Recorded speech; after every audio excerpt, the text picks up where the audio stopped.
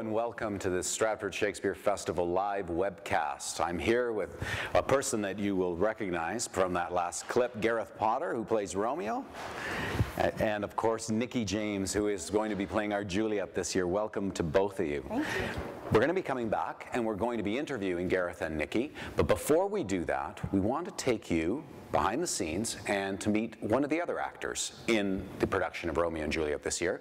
She plays a nurse. It's probably somebody you've seen on stage many times, Lucy Peacock. So let's go to that interview. While you're watching it, if there are any questions that occur to you about the production as a whole, but more specifically, since we're fortunate to have Gareth and Nikki here with us, about our Romeo and our Juliet, type them in. We'll be happy to answer them when we come back. So here we go to Lucy. So Lucy, welcome. Thank you for doing this. You're having quite an interesting season this year. What do you make of the nurse? It's sort of early days on the nurse for me, but obviously there's a kind of because she's such a famous part, like a lot of the famous parts, you think, well, does it have to be played this way or that way? Does she have to look a particular way? And really when I come to a Shakespeare play, and I have to say that in all the years that I've been doing Shakespeare, I've never been in a production of Romeo and Juliet before. So I'm thrilled to be on the inside of this play for the first time, because from the inside it always is different than from the outside looking in.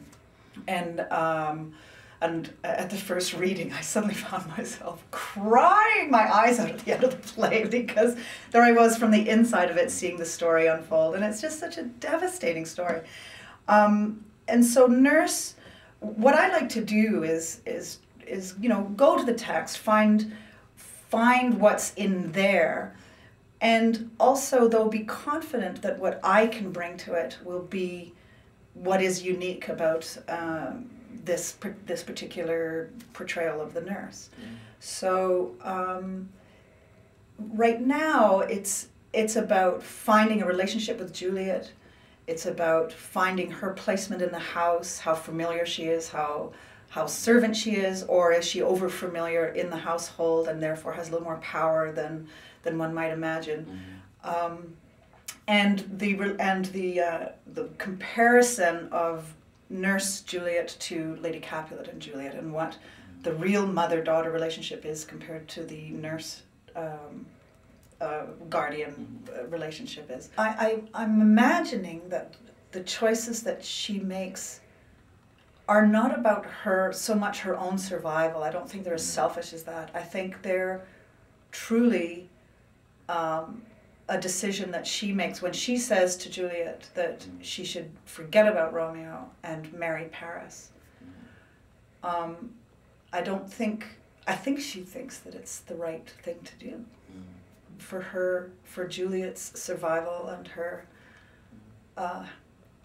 inevitable, hopefully, her happiness, But I think also a nurse would look at a relationship differently than someone of a higher, than someone like Juliet, not just because of the age, but because a nurse, a wet nurse as it were, is going to be more practical about life. And she's had her heartbreaks herself. She's lost a husband and a daughter, which is really interesting to me, because Shakespeare very rarely gives you that kind of solid, rock hard information about these characters.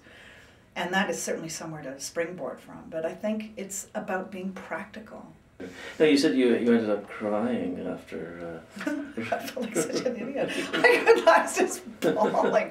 It was so beautiful. I said, oh my God, Romeo dies. Oh, Juliet dies. Knowing full well, having seen it 100 times, Okay, what was it in particular that got you about that? I think because, again, it has to do with the language, the words, being processed through my body in a different way than if you are sitting there and seeing it. And I think it's because my body, after all these years, wants to process it in a different way. It wants to kind of channel it through.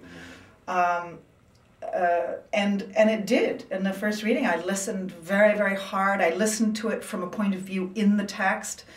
And it was just devastating. I mean, that's the other great thing about the season for me, is that the last year too with Amelia in Othello, is now I'm viewing these plays from a different standpoint, from a different status.